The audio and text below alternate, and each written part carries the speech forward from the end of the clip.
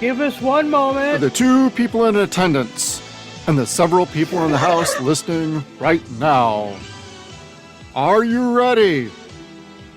I said, are you ready? Let's get ready to podcast! One moment. Okay. Hello, everyone. And welcome back to another episode of Suns and Shadows cast with another round of Space Above and Beyond. I am your host, Jeff, and I am joined as always by my co-host, Kevin. Kevin, this is still your first time watching this through. Did you survive? Do you have any good words? Do you want to run screaming from here that the show sucked and deserved to die? Where are you at with this show? Golly, that's a mixed question or a loaded question. Shit, running for it. I'm really sad that it's over, and I know I say that with a lot of our shows, but this show is good. It was a 45-minute show, so I mean things had to be dumbed down to a point so it would fit in an episode. But they talked about like current and heavy things like PTSD or looting or gambling, drug addiction, whatever. Like it was just a loaded half of this season. Yeah, it almost feels like the very first half of the season was a nice little setup to, okay, now we're going to hit the ground running with a real story. The main points, because they leave enough like subtleness and hints in the first half of the season so that when you get to the second season, you're already familiar with the crew. You're familiar with the AIs, the chigs, the humans, everything that's going on. And then it's time to start like get moving with the story. So we're officially past like the setup stage. And you could argue like the first couple of episodes get past that, but there's an evolution to this show from the beginning of the season to the end. And of course, it feels like they start to head in one way, then they kind of go back a different way. And it doesn't feel like it really gets its footing until about, I want to say 4 or 5 episodes in, for me anyway. But by the time you get to the midpoint, it's like, oh, damn. And then the second half happens, and it's like, it leaves you in awe of what happens next, because it felt like the writers had narrowed down what they wanted to do. They had a direction, and they were definitely building towards something. And it was just an incredible storytelling perspective from that point forward. Yes, I mean, gosh, there was so much that could have happened after the ending. Had season 2 happened, and I'm going to jump way ahead if I get into that as far as why season 2 didn't happen. But there was a fucking huge universe of things they could have explored. Right. And they actually get to that a little bit towards the end of the season 2, where they're like, because of when they were on the Chig home, what they thought was a Chig moon. And they ended up thinking like, oh, this is just another alien species. I mean, this is a vast universe. Like, how could we possibly know what's about to happen and who this thing really is, as we would soon find out. I mean, I ain't going to get too far ahead of us, but like, just to your point of it's a vast universe, is like, there's already one alien life form. Who's to say that there isn't more alien life? Yeah, 150 years, we thought it was okay, but apparently not. Apparently not. And who's to say it would be, like you said, it would just be us and the Chigs? Which apparently it is, but at least at this moment. And you know what? At least it didn't go the way of like War of the Worlds and have that third faction, well, a new faction of conflict for the next season. Where they introduced like another alien species, and it's like, oh great, here we go. We got a third enemy now to deal with. Instead of 4, we're now going on to 5, 6, and 7. Like, when does it stop? Yeah, and my enemy's enemy is my friend, but I'm going to screw them over too, but that's okay because they're screwing me over, and it's like, Then it turns into a show called Earth Final Conflict, which by the time that show was over with, everybody was long gone that had started with their show. I'm not taking that comment back either. That show was a convoluted mess. End of story. I never watched it, but I did not get that feeling from this. Like I said, they tackled a lot of serious things in just 45 minutes. So yeah, a lot of things had to be sped up, dumbed down. I don't want to say in your face, because it's certainly not preachy by any means. Well, it gets a little preachy. It feels like it could be a little preachy at times, and sometimes the message is just, it's very abundant what they're getting to and what they're aiming for, but it never feels like it's talking down to you. It feels like it's talking to you and with you rather than at you. Yes. And that's an important facet for a lot of shows that get complicated with their plots and basically their narrative structure. And this show does not go that route. I mean, I don't know Babylon 5 very well.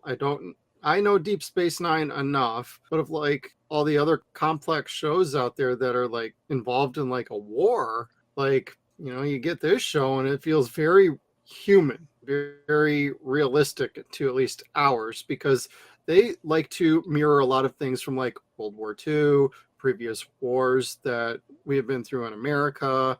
And so they keep relating previous events to those who forget the past are doomed to repeat it. And that is a very important message that this show constantly gives back to you. Like, hey, we cannot forget about these things that have happened before. We're now in a very similar position now, even if it's on a much more intergalactic level. And so I like that point of view. I'm very much a history guy. And so I really appreciate the way they approach this show with relating it to World War II and then other wars like the AI war. They talk about that at some points, about torture there and how the AIs conducted themselves. Like there was a peace accord then that you can't torture an AI now. And as we find out, McQueen doesn't give a shit about that. When it comes down to, we got a major problem and we have to deal with it, and whatever it takes, I am going to get the truth out of you. So it's really important, and it's a really nice touch to this show that it takes that approach. You know, well, let's see here. Question first. Was this Fox or was this a UPN type show? This was Fox. Okay, so they could have taken that electro finger of Elroy L's and jammed it straight up his ass. That's really what he should have done. Yeah, they could have gone that route, but I like what TC McQueen did, was just like, I'm just proving a point with this initially, and then he moved on to the knife and then ripping out the inner circuitry, and he went that route to get the answers. Oh, but it felt good to watch, though, just after having seen what had happened to Paul previously.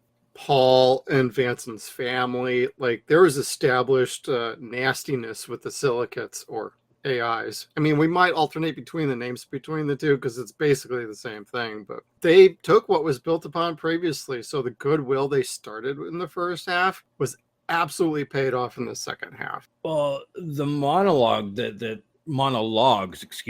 that Elroy L had were so phenomenal. It's like, I was glad that I saw him in a second episode and then a third, and I think they brought him back for 4, something like that. Yeah, the Elroy model. Yes, it's not always the same one, but they all, did you say they all have a similar memory base or memory core?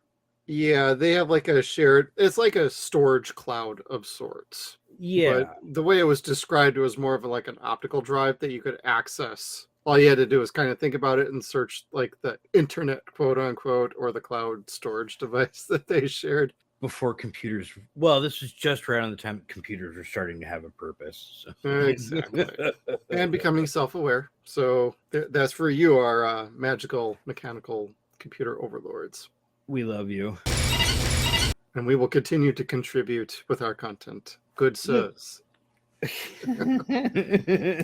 Keep listening. Keep listening. Now, with the Fox show, they could have gone away with a bit more, but I liked how they played the show, and they largely kept it to what they wanted to put out. I know there was a bit of strife behind the scenes about what Fox really wanted out of this show and what Morgan and Wong could do with this show. So, I mean, that's just how it went. They didn't get a second season, but they at least got to tell the story they wanted to for at least the one season. And damn, did they tell it. And it's... Oh, yeah. It's not like most of the series that we watch where they kind of compartmentalize the different story and plot lines, fold it up really tight just so they can get that ending in there. And they didn't do that. It's like everything got pretty much tied up. There was very little loose ends. Now, I know you said the ladies from last week, you don't see them again, but that's not a loose end that goes untied. Like, we know that the feds are like black bagging people. Yeah, there's a few loose ends that could be brought about, especially in the final moments of this show. And basically the last episode is a giant big, oh my God, where are we going next? And then you realize that's it for the show. It is officially over. Like, there is no more. And not to get too far ahead, but like when Morgan and Wong were asked about the show, like within a year or two after this ended, and people would ask them, hey, where is everybody? What happened to everybody at the end?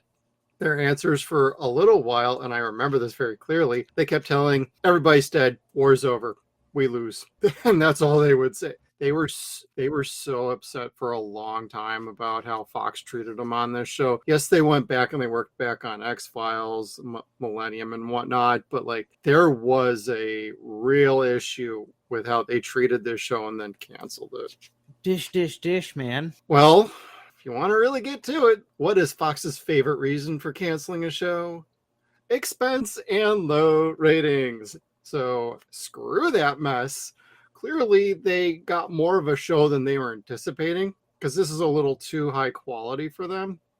And quite frankly, this show is just too good to be on Fox. It just was. This is the kind of show they needed. They didn't have a Star Trek. They didn't have like big franchises that they could air. All they had at this time was like X-Files that was going into like season 3 or 4 at this time. And I don't know, it pisses me off every time they cancel a lot of good shows that never even really get going. And some of them get going pretty quick, but then they don't even last like 12, 13 episodes. Some of them that lasted as long as this show, they never really got the quality going. Acting, writing, directing, they couldn't get their footing. As much as you would love some of these other shows, they never really quite found their identity. This show found its identity and it excelled. The score was nominated for Emmys, for crying out loud. Shirley Walker, rest in peace. You are a freaking genius. Love her work. And there's a lot to love about the writing of this show, the acting of this show. Top notch across the board. Did it get high ratings? No. Did it get bad ratings? No. I remember this at the time. The problem was marketing. There was no marketing from Fox, so they had no confidence to promote this show during football events, baseball events, whatever was going on. I never saw a commercial during freaking Married with Children or during X-Files on Friday, your biggest show. It's like, if you're not even going to promote it during your biggest show, you are not setting this show up for success. And that is, quite frankly, Fox's main fucking problem. And I won't sugarcoat it. Fox, on this particular show, this is the worst show that they could have canceled. This is one that you stick behind. This is how you get consumer confidence going that, hey, we have a good quality show. Let's do one more season. We'll evaluate the ratings at that time. You've officially started your story. You ended the story strong. We believe in this show. We believe in the story. We believe in the cast. We believe in the people making this show. We might need to make a few tweaks. We're going to send notes to you, Glen and James, but we're going to give you one more season. Let's see if we can sort out like what we need to budget-wise, whatever-wise. There's a middle ground here where you can work with the cast and crew. You also work with the audience that is like, hey, it got renewed. Yes, my investment in this show is going to pay off. I'm going to tell more and more people about it. Over the summer, you rerun it, and hey, we're going to have a kick-ass comeback from that kind of a freaking ending. That second season premiere is going to be bomb. It's going to do very well. What happens after that is the big question. But if you come back and you reward people with a great premiere, and I believe these two guys could have done it, then you show your audience, hey, we are into this. We're giving this a solid shot to work itself out, money-wise, whatever-wise. They didn't do it. So Fox, you can go fuck off. You all dropped the fucking ball on this show, and nobody will ever trust you again. And then we saw how you treated Firefly.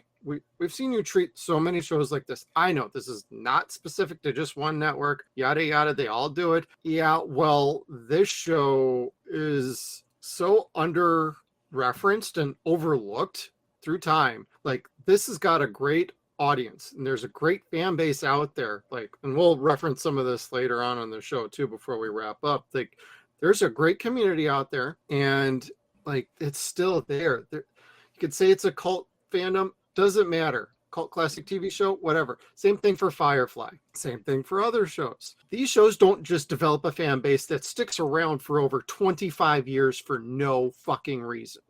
There's something good and there's something awesome in this show. Everybody should get a chance to see this. And Fox, they fucked up. They really fucked up. After this, I never trusted a show back when it got put on Fox after this. Yeah, that's probably... Even Brimstone, which is 2 years later, I'm like, you motherfuckers got me back. And then you pissed me off again. But this was the show. Yes, I take it personally that they canceled the show, but characters are so relatable. The writing is so good. It's just top notch. And it's like, how can you take such a good quality show and just give it the typical bullshit response? No more Mr. Nice Guy. And there was rumors that they were going to give the show a second season. Maybe we could be corrected somewhere down the line if we are able to talk to the writers on the show. If you're listening, let us know in the future if we can get you on for a little clarification on that, or just send us a comment and clarify for us. But I remember there was rumors at the time that the show was going to get renewed, and Fox pulled out at the last minute. Not so much last minute of like during the last episode or weeks before it aired, but like a handful of episodes before the finale was to then air, which then gave them a chance to rewrite the ending to where we got the ending we did. So they would wrap up as much as they possibly could. Oh. See, I didn't feel like they did that. So I know it doesn't feel like that, but if you kind of I'm going to bring up the Damn Foose episode where she's got the visions, so to speak. That basically goes nowhere. And that happens about 5 to 6 episodes before the finale. I have a feeling there was something to that, and they had to cut it out so they could get to the rest of the story that needed to get. Oh, sure. So I'm absolutely sure, like, some characters' storylines that had been set up before were being put on the back burner so they could wrap up their show. And if they were to come back for a second season, we could get back to that. So a lot of things you might feel were they brought this up and never touched it again. Well, where did it fall in the show? Oh, it was in the second half. It was in the middle of the second half. Oh, then they got word or figured out it was going to get canceled, and they had to tweak some things to wrap it up for us. So just to bring that up, that's just my impression and what I remember from rumors at the time. My guess would be, for what this was, a war show, a good war show, which probably should have been on NBC. The only thing, just like Firefly, the only thing that makes it sci-fi is that it happens to take place in space. And an advanced alien race. Yes, that too. And artificial intelligence and silicates taking over everything. That already started happening. I'm just messing with you. Damn you, Danny Quayle! I'm sorry, Danny Quayle. Fucking. Thank you, Al Gore, for inventing the internet and the silicates that would then take over the world in this show. Yeah, that's who I meant. That's all right. And half of our younger audience is going to be like, who the hell are they talking about? Don't worry about it. We're moving on.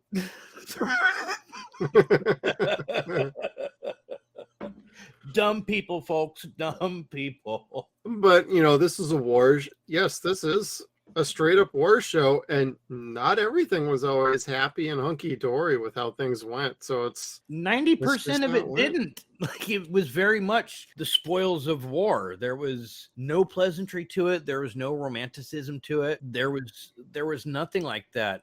And our society was so happy and in a place of peace in 1995 that I don't think they wanted a war show. Like, there was no place for a war show for an audience that was going to the extreme and having fun. And being careless, as completely careless as they could be. No, they just wanted to show like Earth 2. Oh, wait. That got canceled too. But for a war show on network TV, this was pretty bold and pretty real. Since it was so realistic, that's probably what maybe took some of the executives at Fox a little off guard. Like, hey, we like this first episode. Yeah, we're doing a full order. And by they probably got to the time of like the 4th or 5th episode, they're like, oh, this isn't really. Well, shit. We signed a contract and we're in the middle of production. Oh. Hopefully the ratings improve. Hopefully, damn you, Nielsen's. No, I see. Again, like I said last week, this is something that I most certainly would have sat and watched and made a point to be home at this particular time. Yeah, and I did. I watched this every day it was on air. Never missed one. I actually was mad when it got preempted multiple times. Yeah, I want to say I can't understand, but I do, and it's stupid. It's the way the industry is. It's the way Fox is. The way a lot of them are. I mean, this was around the time where the corporations, like beauty supply corporations, were buying all sorts of different businesses, like movie studios or Marvel comic books. Just fucking had no idea what the product was, just that it was lucrative, and they would kind of fuck it into the ground because they would get rid of the previous management, put in their own that knows nothing about shit, and winks off the business. Yeah, pretty much. See, I don't like Fox either. I mean, it's hard to like, because they do put out some shows that you do like, but like, sure. Like I watched Married with Children pretty much almost the entire run, and it's hard. You know, there's people that love The Simpsons, but they also like some of these shows too. And when they cancel some of these other shows, they're like, I'm not going to watch any more of The Simpsons. And like a month later, they're back to watching The Simpsons. Kinda. And again, how much needed to be extreme at this point? Like 95 wasn't the peak of the extreme era. Like this, there was still room. There was still room, except for we wanted to be past the Gulf War. I think that was a large part of it. I agree. But I don't know. Well, again, I say that because of it's not preachy, but they had, like I said, the episodes about PTSD. They would have episodes about, say, like the Middle East. They're fighting over this land that's basically holy to them. I don't know. This was also, I think, a good way to explain war allegory to younger people that don't want to sit and watch fucking John Wayne movies. Or Westerns or whatever, or Dr. Quinn, Medicine Woman. You wanted something a little more grown up and a little more zip zang boom. Well, I mean, war movies were the MCU back in the 50s, 60s, or 40s, 60s, and 70s. And that's just what people wanted to see was war films and Westerns. There wasn't any superheroes, and if there was, it was like dime store novel versions of it. Yeah, no joke on that. I'm thinking of Doctor Strange and Dr. Mordred. You know, and then I look at James Morrison on our background here, and I'm like, he would have made a great bad guy in a Western. Yeah, I could see that. I could see that. He actually does a TV show a couple of years later that nobody's going to know. And if you pick this one up, I'm going to give you bonus points. TV show on UPN. It was called Freedom. He played basically a evil version of Colonel T.C. McQueen in that show. He was a military guy, and he was a bad dude. And I got a kick out of that one, but I prefer him as T.C. McQueen, obviously. Of course. They killed his wife. They killed his president. Now they're trying to kill him. Good luck. Freedom, coming October 27th to UPN. You are a bad. You know, one of the loose ends I mentioned it to you last week at some point. You said keep watching, which is your response to everything. Thank you. Yeah, everything while we're doing prep and watching and whatever, he sends me a message and I'm like, keep watching. He's like, oh, I'm just making a comment. This is pretty neat. Keep watching. Hey, what's going on with this? I'm noticing this. Keep watching. And then yesterday I just kept watching all day long. And he's like, you gonna say anything else? And I just threw him a laughing emoji. I went back online and watched the fucking credits just to make sure that there was no end credit scene. Like Paul's fucking head was like opening its eyes in space somewhere, being like, I'm okay. No, there was no like end credits or anything. But just for everybody to know, we were watching this show on YouTube. There is an AI remaster of it. A fan, Owen Davies, went out and did a complete, artificial intelligence remaster of the show. Looks really good on YouTube. And a little bit later, we're going to mention that and make sure that you have a chance to go see it as well. The only thing we'll have note is the voices can be a little high pitched at times. It's probably something that needs to be worked out, but it's still a really good looking show that's available for free online. Yeah, and it looks really good. Oh yeah, I thought so too. I would have been more than happy to pull out my DVD set, but I wanted to watch this all the way through on YouTube. This is pretty good. I wonder if this guy could do a couple other shows for me. No wonder they made sure that the fucking Android eyes looked so cool. Well, they did that long ago. That was with contacts, but Yeah. Oh, did you like the guest appearance towards the very end with a certain X-Files compatriot? Oh my. Who was a brand new AI model we had never met before? The perf bot, yeah. Mulder Hindsight's appeared in Space bitch. Above and Beyond. Well, they had a couple people from high rating shows to show up here and there, didn't they? And Duchovny was one of them. Duchovny, they had Richard Kind appear, who was he was largely known for movie roles, television roles.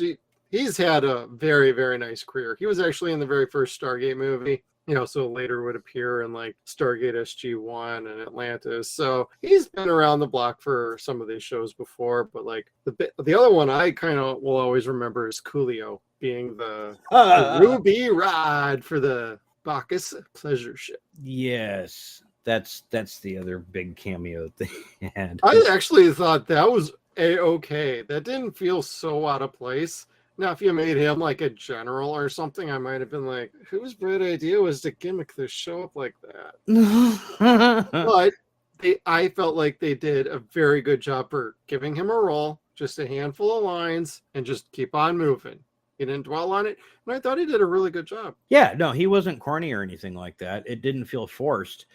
Mulder felt forced. I think that might have been a little favor from Duchovny because these guys had worked on X-Files, and after this, they would then go back to X-Files. I know it felt a little rating stunt, but Duchovny was only actually in the show for all of like 10 minutes of that episode. And at most. He was creepy the entire time. He was getting ready to go back to Red Shoe Diaries or whatever Cinemax show he was doing. Yeah, like everything he says is like in a come hither type voice, bedroom type voice. And it's like, dude, I can't fucking hear you. Speak up. Subtitles, yo. Kinda like, can you just shoot without making it sound like you just given the stick HPV? Fucking just stop. But as you would eventually see, he completely whiffs at the end and loses all of his freaking money because the alarm went off. And Matt's just like, yeah, jackass. That's what you get for being cocky.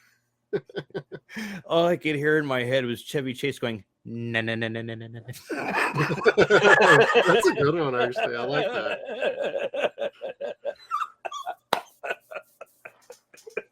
Because she totally wins like in a Caddyshack type win. And she bails the fuck out. And like you said, cocky as fuck. Accentuate the strengths and hide the negatives. Just saying. Vanson was such a fun character. I enjoyed her a lot. She was a I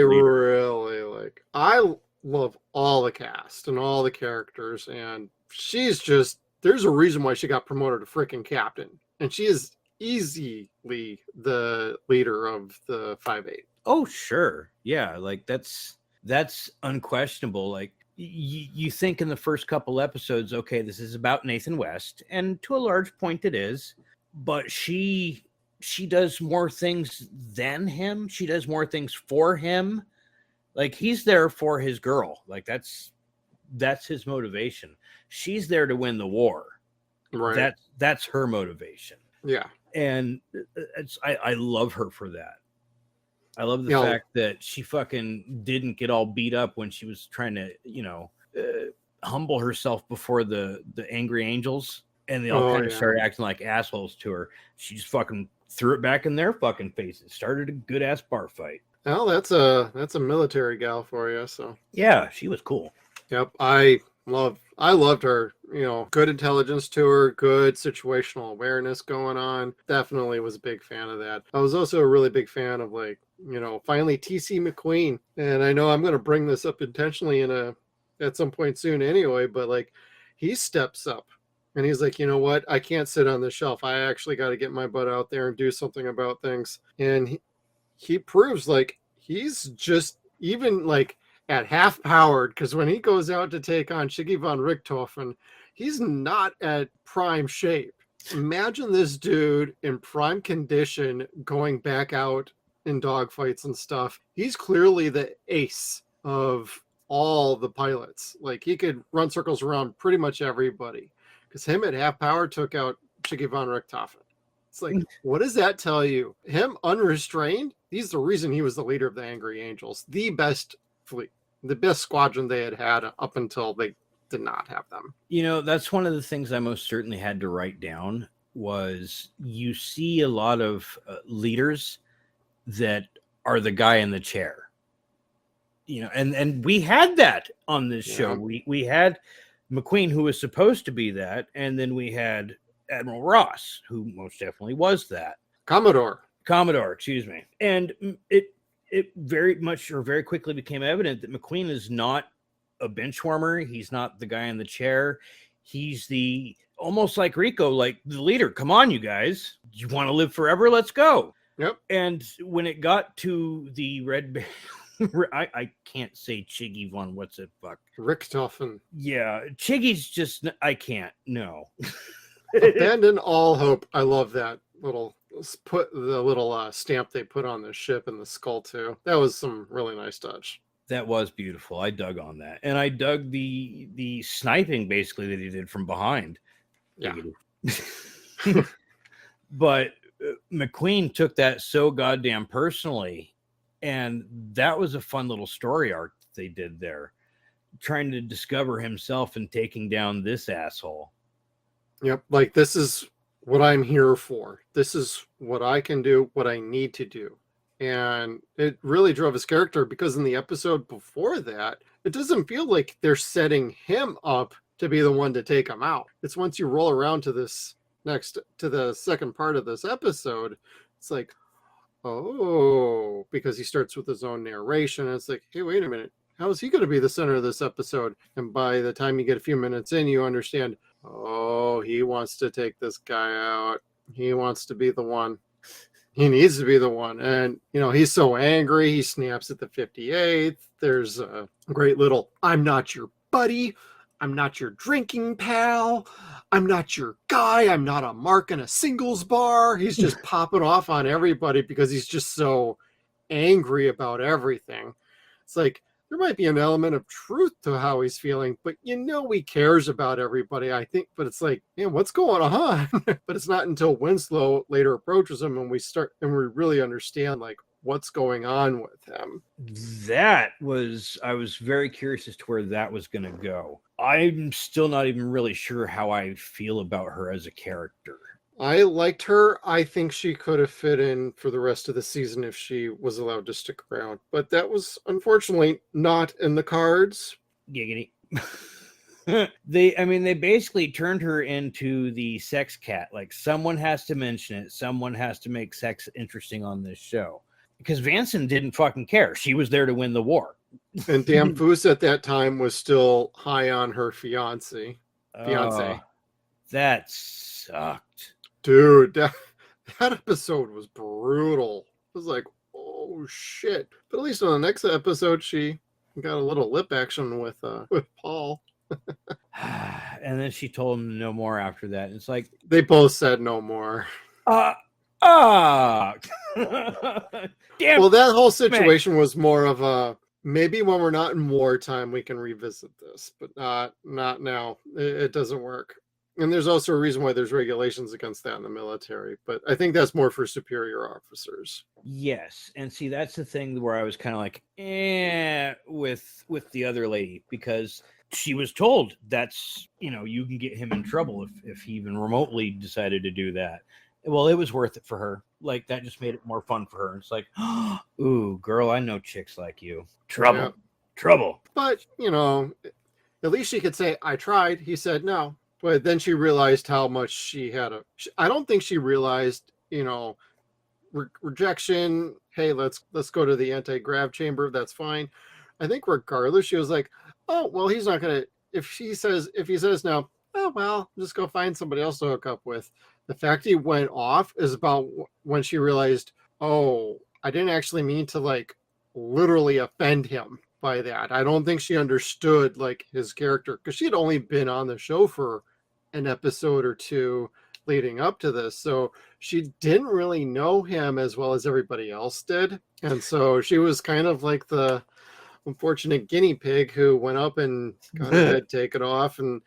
But at least later on, she went to him, apologized for offending him. And he basically relaxed and he was like, thank you. I appreciate that. I accept. And then he lowered his guard and was able to talk to her and just to speak with somebody else. And that's what he needed in that moment. Therapy, cathartic therapy.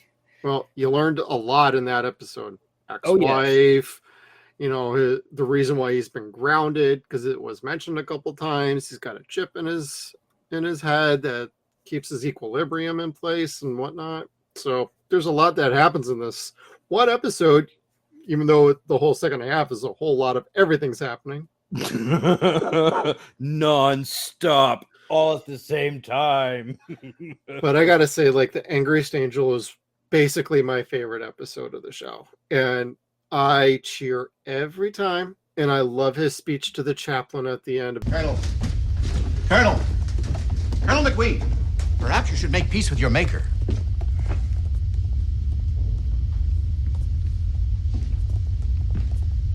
My maker was some geek in a lab coat with an eyedropper and a petri dish. What do I need to make peace with him for? At these times, we should all make peace with our maker.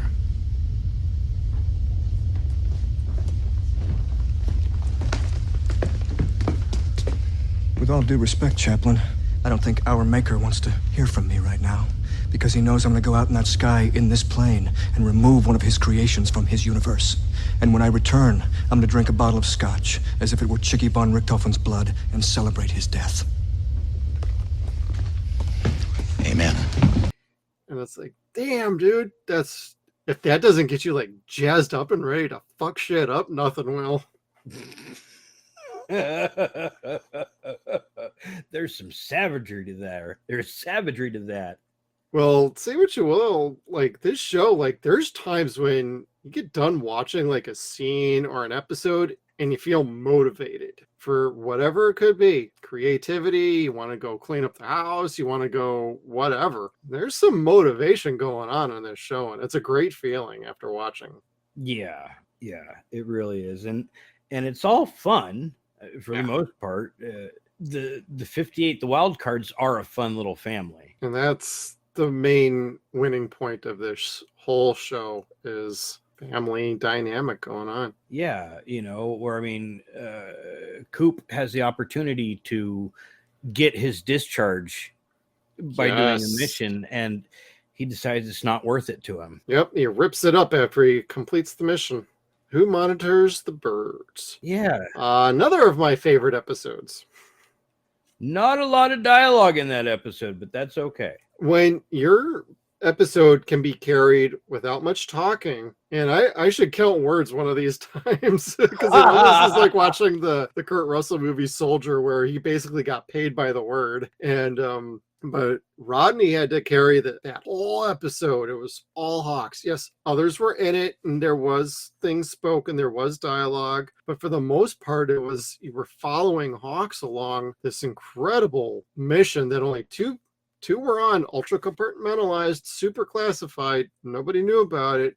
And that was the carrot they dangled, was you get your honorable discharge. You can go home after this. And it's an incredible episode. The music carries it. The atmosphere carries it. The visuals carry it. The only thing that's a little weird for some people is the introduction of the death spirit he sees, the little vision he has of the creepy woman. That is still open to interpretation, what he was seeing. But as an audience, we clearly knew she's not really there, because they would show at times him wailing around and there's nothing there. But like, it's a very excellent episode in my opinion, because of how well it was constructed and edited and put together. Overall, I think it really worked, because it gave him a spotlight to show he can do more than just be a cute guy doing some fun dialogue and being a badass when he's in a cockpilot or shooting things. You know, the 3-armed lady, or when at the point where she had 3-armed, that kind of did it for me. It wasn't scary. When I saw this, the only thing that seemed creepy was like the face. Oh yeah, because she had the chapped lips, the rotted teeth, and whatnot. Yeah, and she had stitch holes where her lips were stitched together. Exactly. Or stitched shut. That might bother me, but bag. It was creepy. I know you like your goth chicks, but whoa, buddy, put it back in the pants. Zip it up.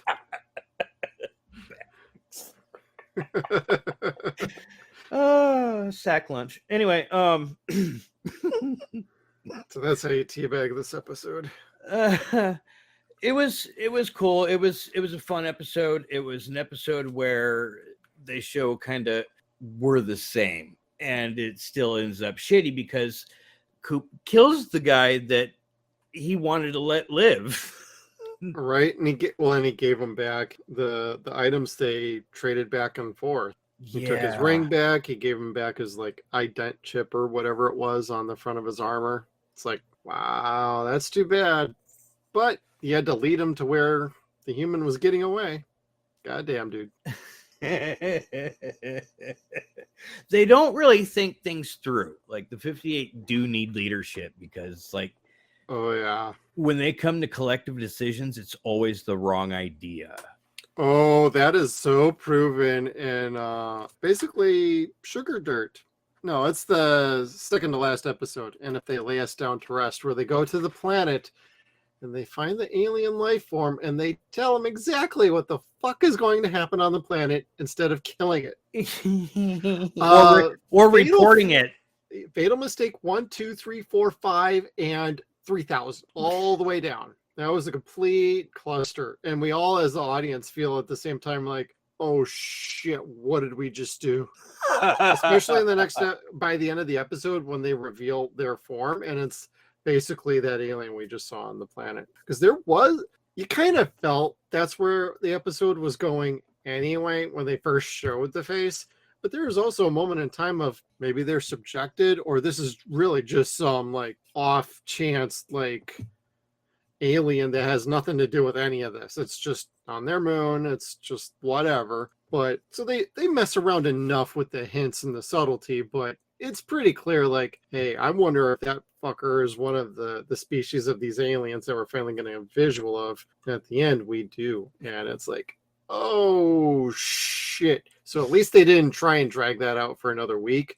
That's another point I give to this show. Like, they don't treat the audience like idiots with any of these episodes. They just show, like, our heroes do make mistakes. And sometimes they're really bad ones. But here's the thing, though. The mistake wasn't bad. It was wrong, of course. Right. But it wasn't bad because that alien took their kindness, got in its ship, and went up and wanted to parlay. And basically wanted to out the owner or leader of, what was it, Aerotech? Is that? Aerotech. It was Wayne, something Wayne. Yeah. Wanted to out him as knowing that they were there on that moon. They always knew about them in advance too. Radio transmissions, satellites sent, and I loved all the military commanders looking at the Aerotech guy with a side eye, like, I knew you were a motherfucker, and it's like, oh, we knew you were shady, but bitch, what is up with you? Because he's getting all super defensive, and and the military guys are just like, oh, you fucking corporate types, politicians, whatever. They're just like, oh fuck, what's going on? Like, it's so incredible to watch that scene as all of the military guys are looking at the Aerotech guy like they want to shoot him at themselves.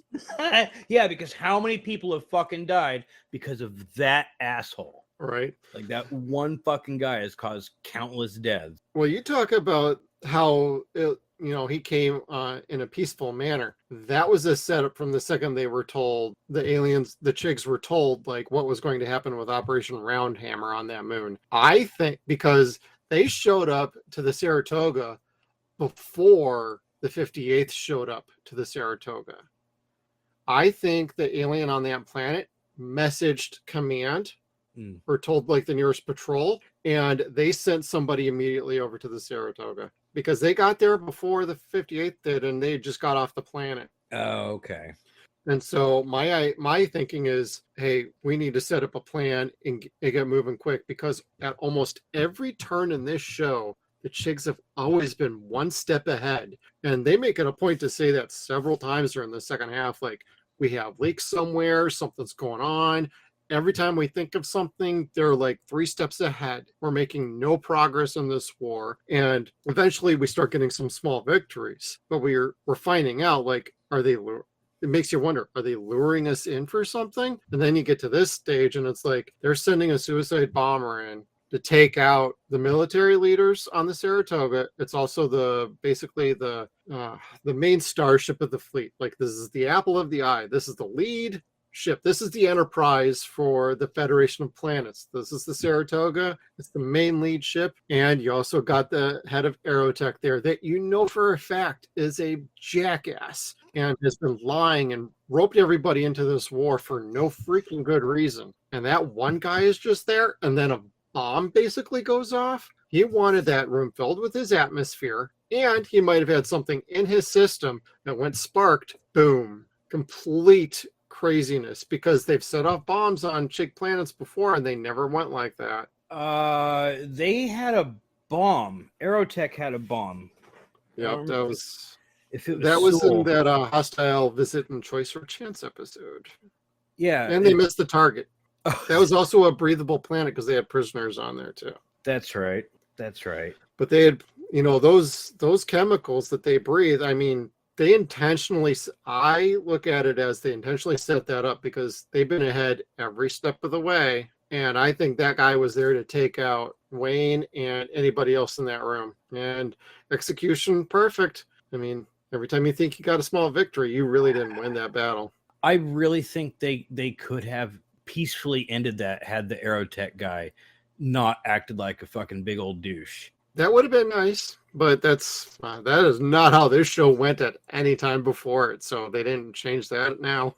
No, because basically the guy he instigated his own murder. Pretty much. And something was going to happen because Ross had a cold. Like, they were making a big old point of his cold. Right. Tucker, we love you. That was so lame to get you taken out of some great scenes.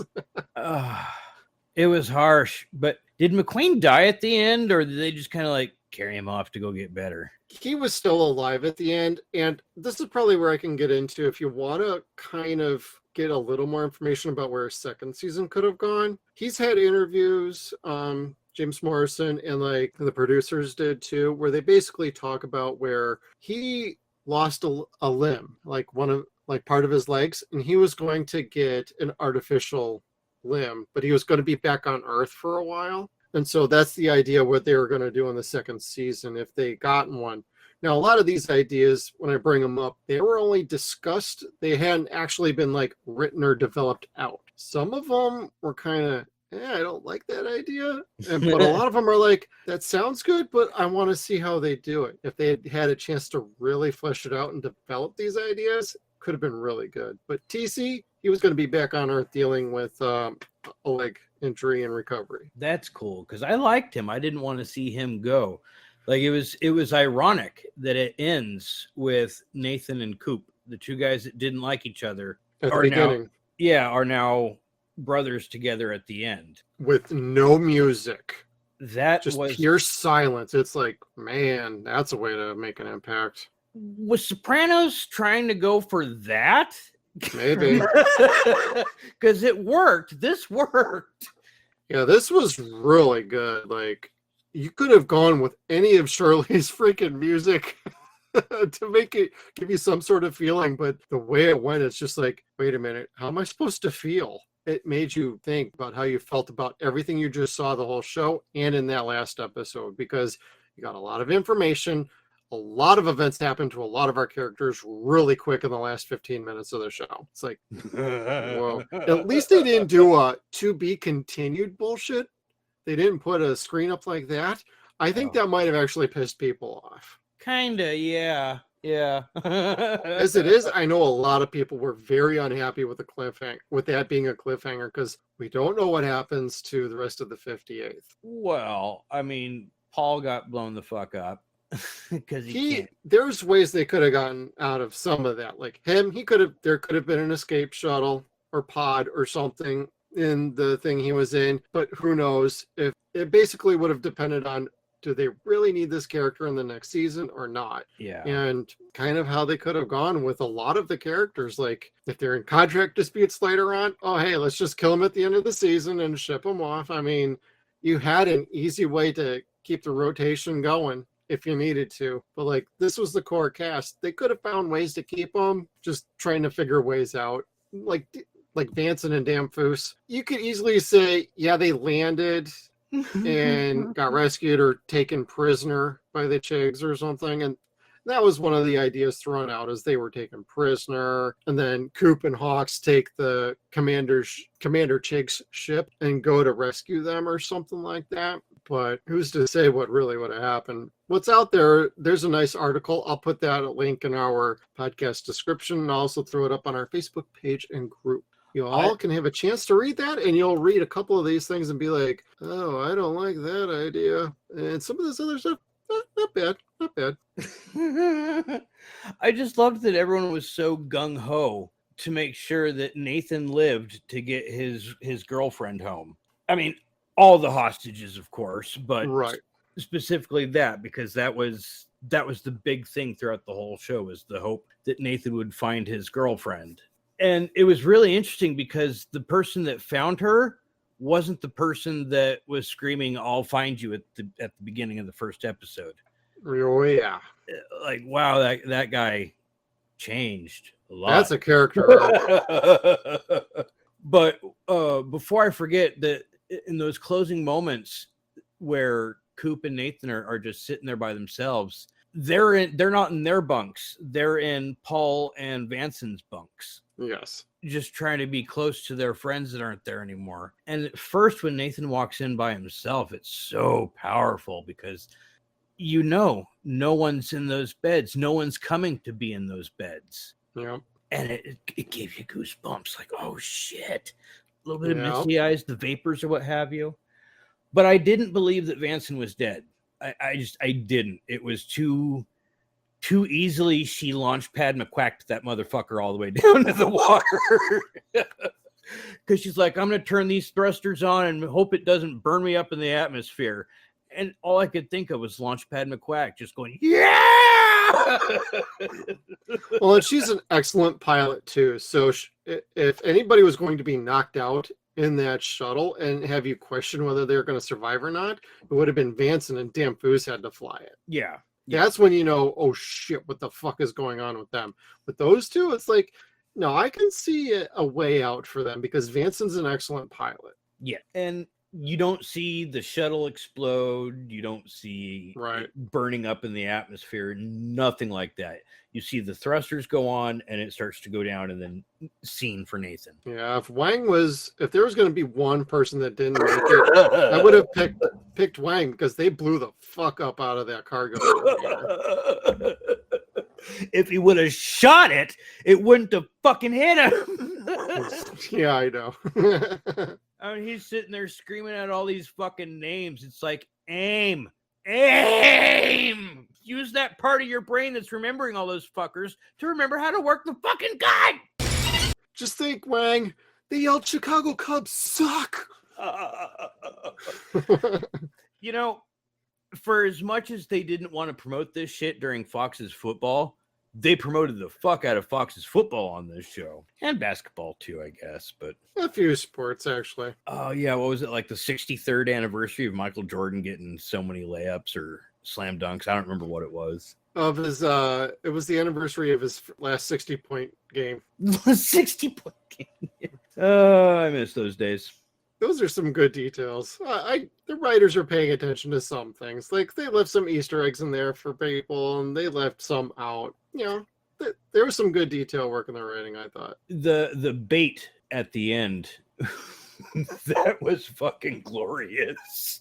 The Cubs suck, you son of a. Because they're like, it's just a ploy. It's not a real human. They're just playing a voice. Abraham Lincoln's dead. And us and the 58th, the audience, were all like, how's that supposed to be that's a statement of fact. Then they yell, Chicago Cubs suck. And he's like, oh, you motherfucker. I'm going to kill him.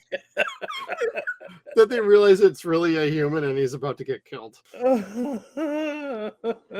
Like the unintentional here. I don't know if they were trying to get a laugh out of that, but that some of this unintentional humor stuff was just so good and so on point. You just can't help but laugh. Yeah, that must have been planned because it had to be. And Paul was the humor in the heart to a lot of the episodes. So yeah, like, losing him would have sucked. Truly, it would have. But especially after he just came back from the Pearly episode where he had to deal with his treasonous activities himself. That was stupid. And I say it's stupid because he shouldn't question the loyalty of his team to him at all. Like you see that on fucking Sons of Anarchy, where the CIA or the FBI gets juiced to turn on Sam Crow because if he doesn't do what they say, they're going to tell Sam Crow that Juice's dad was black. Right. Very similar situation here. Elroy L's going to say that he committed war crimes and broke.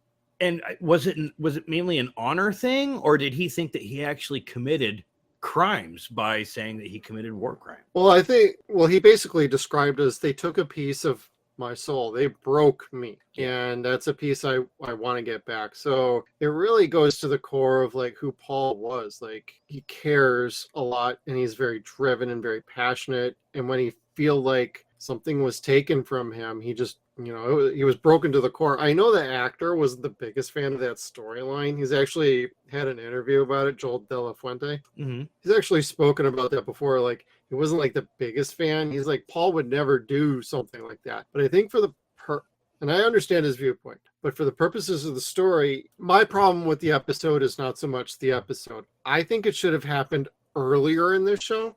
It felt weird being like 9 episodes later from the last time he had a problem with, an AI, which was basically him and McQueen before the Angriest Angel. I think this episode should have been before that, so that when you get to that episode, oh God, what is that? Never No More. When you get to Never No More and he's sitting across from an AI and he's like, I don't trust you fuckers. And he's looking at him like mean, like he wants to kill him. I think that's that moment where you can feel like that's our Paul. He's back. So I kind of feel like they should have put that other episode a little earlier if it could have worked. It's just something in hindsight, in my opinion. But overall, the story, I didn't mind it. He wasn't the biggest fan, but they were trying to give him something. Could they have given him something more? Yeah, but we had a lot going on. So I thought it endeared him. It gave him something he could build from and become something more from. Yeah. That's just my opinion. And that didn't detract from the episode at all, but you're just kind of like, dang, dude, they wouldn't fucking doubt you like that. Don't worry about it. Well, and they even say that, like the 58th tell him that, and McQueen even's like, he consoles him. He puts his hand on his shoulder and he like just talks to him. And it's like, and Paul just is like, I got to figure this out. Well, McQueen basically tells him, I know. Right, because it happened. He got put through a similar torture situation with the AIs. And he's like, I've been there. I understand what's going on with you. And that was a very nice moment. So Finally, you got to see some connection between Wang and the Colonel outside of shut up, shut up, shut up, stop asking questions, stop questioning everything.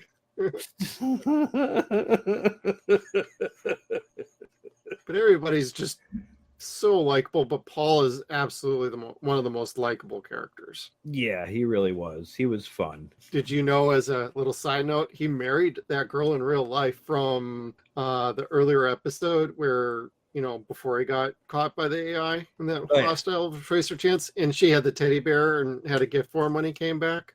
Oh, He didn't have to wear a Chicago shirt to get lucky. That's funny. He actually married, or that actress. Well, that's cool. They're still together to this day, as far as I could tell. I had to go double check, but yeah, that was very nice to see.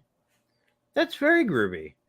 I love it. So if we ever got a comeback of this show, hey, we know who Paul needs to hook up with, especially if he's still kicking. Just saying. Yeah. I mean, I would have liked to have seen a little bit more resolution with Nathan and his girl, but that worked out just fine. That she immediately had to go and he needed to stay. That's just the way it would have been. Yeah, there was some question like where that would go in a season 2, and nobody really had a clear answer, but that it would be addressed.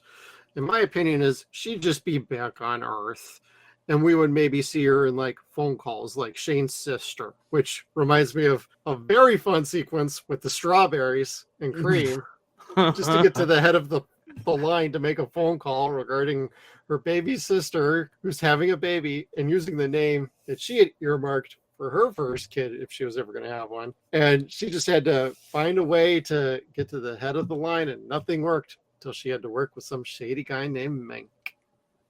And that was so great because the deal he made cost him getting engaged to his girlfriend. I just worked up the courage to ask her to marry me.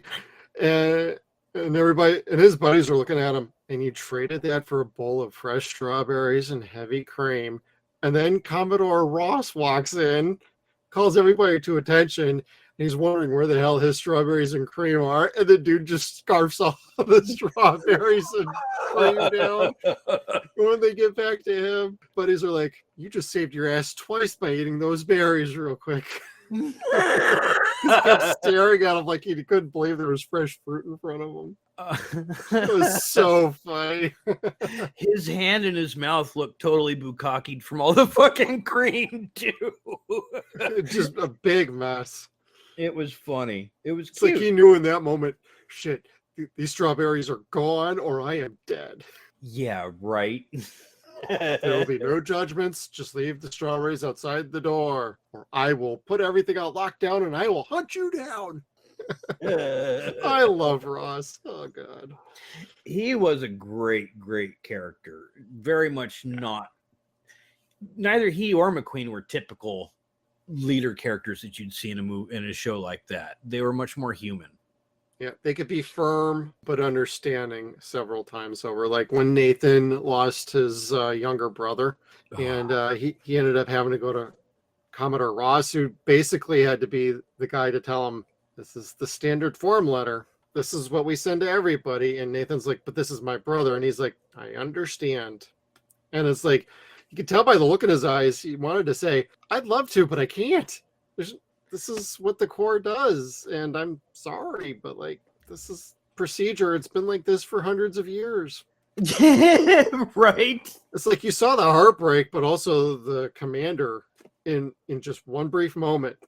And I'm like, man, Tucker like can emote with those eyes and speak with a different voice. Like the way he emotes and then acts at the same time is just crazy good. Oh, there was most certainly sincerity there. Like he was sorry. Yeah. But he couldn't write the letter that Nathan wanted to write. Yeah. And so then Nathan would end up write his own letter, and hopefully it got to his parents. And it looked like it did before they got the real letter, because they sent the letter to the wrong place. Oh shit, that's right. The wrong Neil West family. You know, that episode was pretty great. Like, not a whole lot happens in it, but it's a pretty powerful episode. And it made me laugh. Dear Earth, everybody. Dear Earth is that episode. And they're poking fun at West Point graduates, basically. And the fact that they come out being officers without having any actual wartime experience. And they had this one lieutenant that was just that. And he was so into the military dogma that like he had all his guys behind him all amped up and shit. Like, if you're trained and you are the best, nothing's going to happen to you, blah, blah, blah. And it's like, and Nathan tried getting in his fucking face because was he getting into his brother's face? Yeah, he was basically riding his own squad, and he didn't really like his style and how he was approaching things. And it's like, this dude's like straight out of like boot. Like, what's he doing? He thinks he's gonna hard charge and like make history and kill every chig in sight. Yeah, and that's exactly what he thought. Yeah, and then he steps in, but then McQueen's like, no, don't.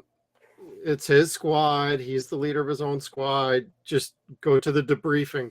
And in that moment, you kind of get the Iggy from McQueen, like, you can't do anything, but I'm about to. And that was so freaking good. Soldier, hand me your rifle. And then he hands him the rifle. He's like, you trying to kill me? Do you not respect me? It's like, oh shit, here it comes. And boy, did he took him down a peg. It wasn't enough though, because he's the only one left standing from a fifth force recon team at the end of the episode. He's the only one still alive. That's because he was the only one that wasn't fighting. Yeah, because he got shot first, and then the rest of everybody.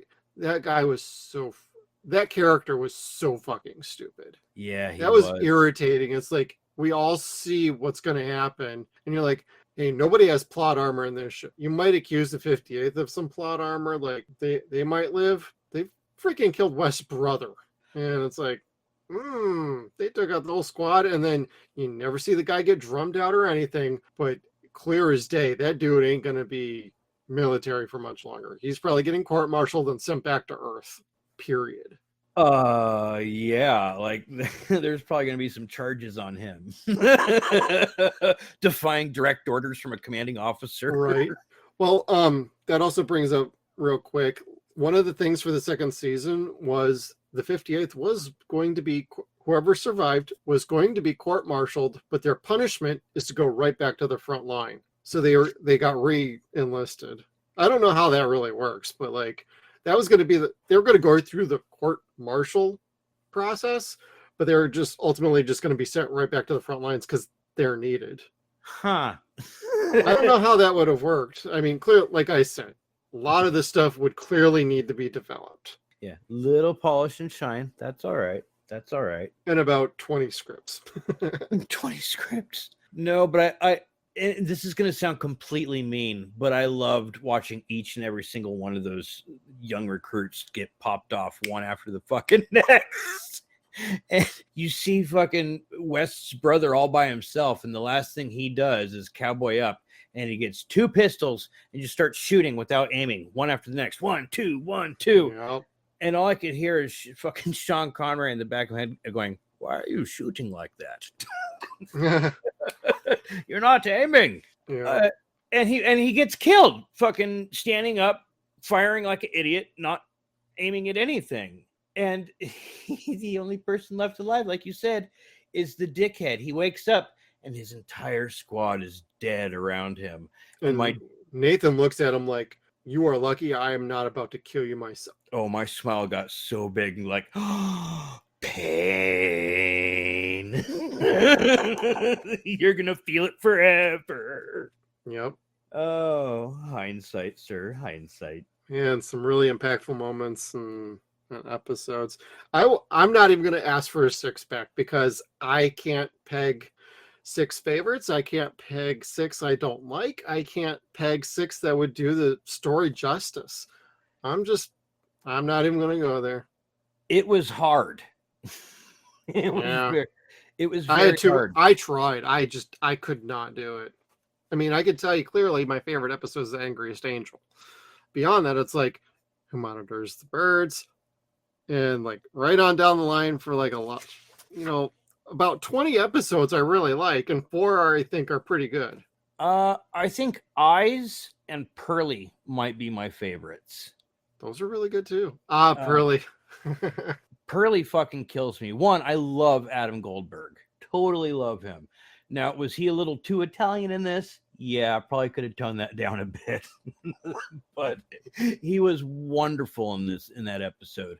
And then ABC, she's a tank. yeah. Don't you call him a tank? No, she's not an APC. She's a tank. It was like, oh. And the British Major. Oh God, he McKendrick. was fun. Yeah. Oh my God. He seems so goofy, but actually his story was actually very good. And I think it's referenced later on, like how they were able to start cracking the code of the jigs. Because they talk about like, hey, we have this loose interpretation device. And they referenced this was like 8 months ago that this started to get developed. And that if you try and evaluate the timeline of the show, that might jive. Not so much like real time for us, but in the context of the show, it easily could have been several months later, and they took his information and they were developing something from it. Yeah, because he even told McQueen, I am not a deserter. That is not what is happening here. Right. Like, I am literally on the verge of starting to understand this enemy. And he very sincerely wanted to bring that information back to humanity. Right. Like, we're fighting for our chance to exist. Of course, it sucks at the very end. We find out we were the bad guys all along, but... Oh.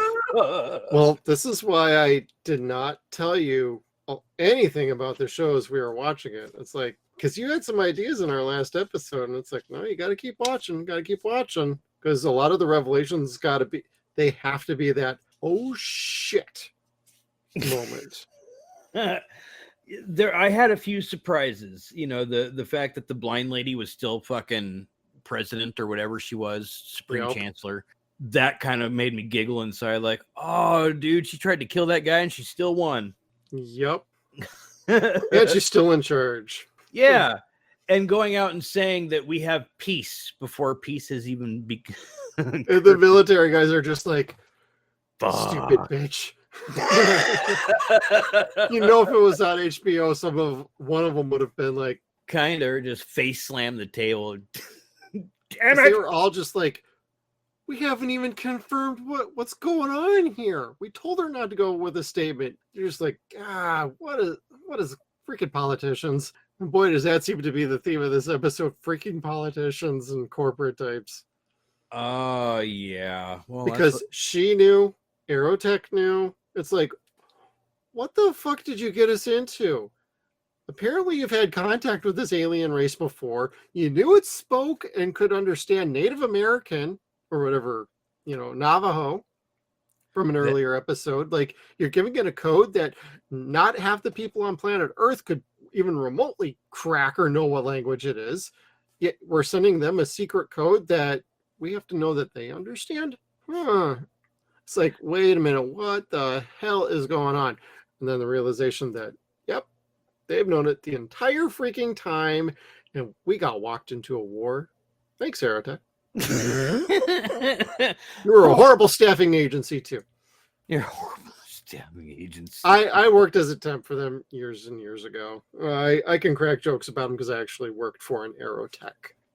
Oh. It's kind of funny, yeah. That is funny. But a lot of great revelations at the end, and honestly, hearing that we were kind of the bad guys is like, shit. That was fucked up. Like, because everyone else is just fighting to live. And really what it's coming down to is fighting to get them their baseline money or their bottom dollar. Yep. And, basically like an expansion into space for us. It's like, shit. I mean, you don't give a fuck, guys, don't you? That would be like saying the Gulf Wars happened so the Bush administration could get oil. I mean, that's just silly. Anyway. Were you ultimately happy with how the show developed in the second half and overall? Yes, I was. It made me. I'm clearly a fan, so you can't ask me fairly. You biased son of a bitch. Damn right. It gave me the vapors at the end. Like, it was pretty strong.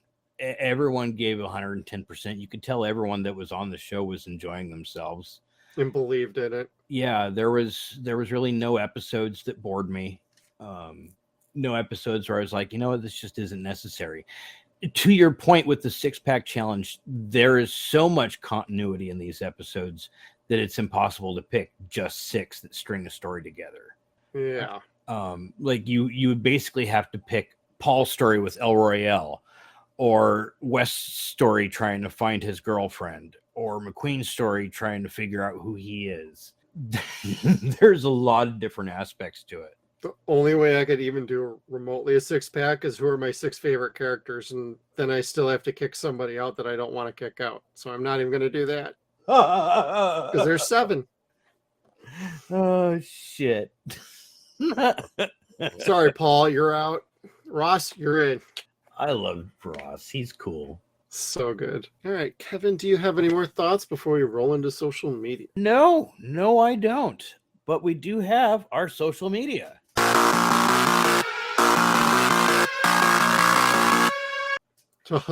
So first we have our friend Alec Pridgeon, who says, how can you be above space exec? Well, I gave it some thought, dude, and I think it's very simple. Do not resort to name calling. And make sure you have enough Mary J.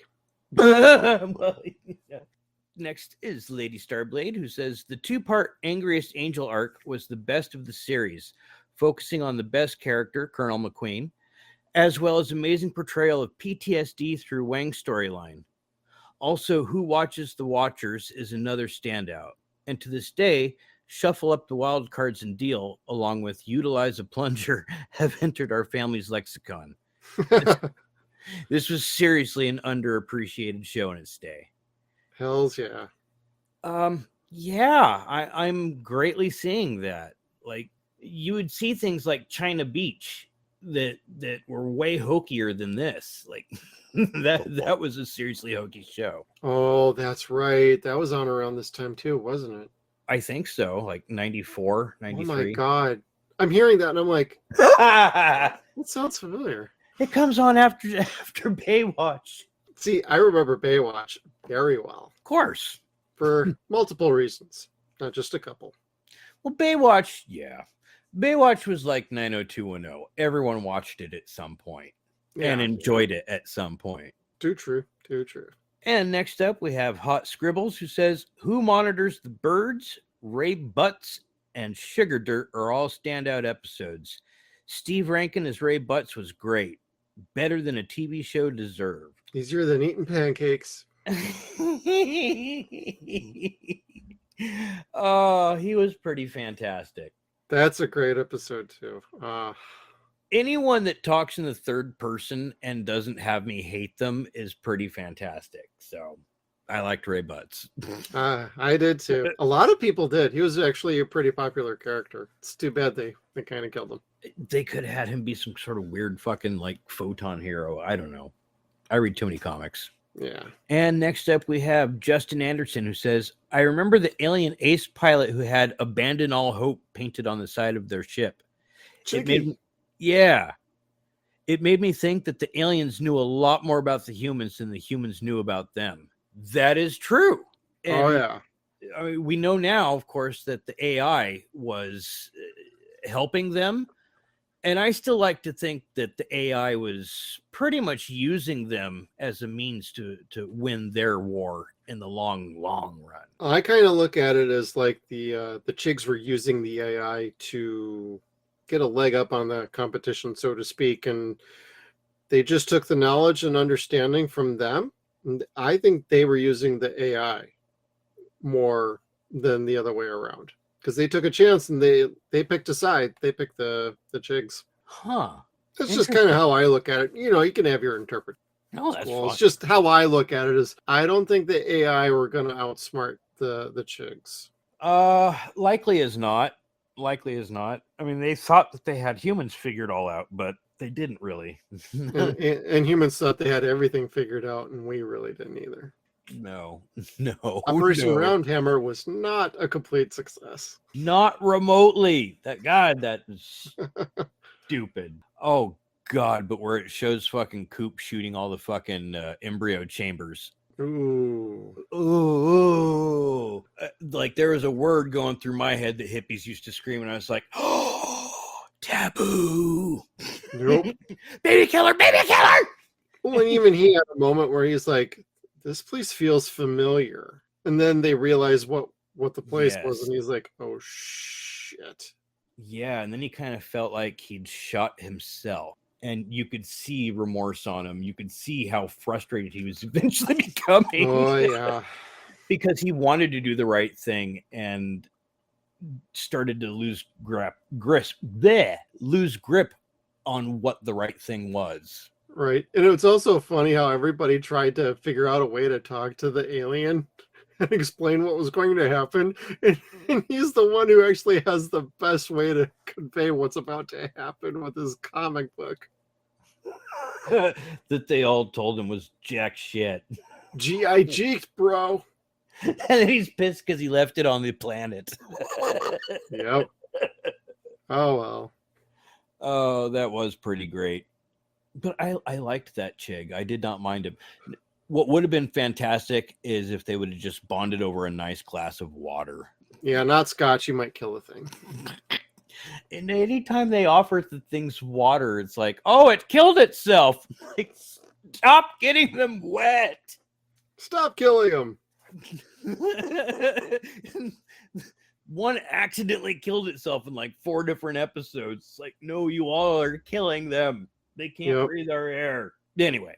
And last we have Action Brunson, who said, underrated show. I loved this show as a kid, and I think it came at the wrong time or needed a way bigger budget. Yes and yes. Yeah, exactly. Again, it came a little bit too long after the Gulf War. Like, we were so past war at that point and enjoying a time of peace that I don't know that there was a call for this type of show that showed lessons of war. And that's really what these episodes were, was like lessons of war, each different episode. Yep.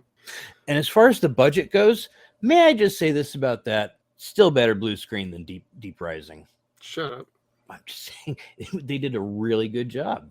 I know the effects look supremely dated these days, but No, it really didn't. I love these back then. I still get it. I can tolerate them now just fine. It's cool because it's like you don't see photon lasers or any stupid shit like that. They keep it based in our reality here. There's not a whole lot of science fiction to it. So it's like there wasn't a whole lot that they needed to throw in crazy effects for. That's true. That's true. A lot of gasoline, some matches, and they had some good war effects going on. Oh, yeah. All right. Kevin, was that it for your round? Because I got some as well. That is it for me. I pulled our Facebook groups. We have a great group on Facebook. It's the Space Above and Beyond /2063. It's a great Facebook group, so please check that out if you want to get involved with the community. It's still pretty active. Everybody's got some good stuff going. And I also checked out some of the Stargate SG1 groups. There's some very shared fans across both. And so I'm going to go ahead and get started with our buddies over at Yum Yum Podcast. They wrote in a recent tweet, although Space Above and Beyond is often overlooked, it does hold a special place in the sci-fi TV landscape. We've been very fortunate to see a lot of the ideas from it be picked up in shows later on. And then we have David M. I distinctly remember the remote dial-up connection the androids use, and I thought it was a great idea. So the little audio clip that we've included in our previous episode, and it sounds like a little dial-up connection. It's crazy sounding.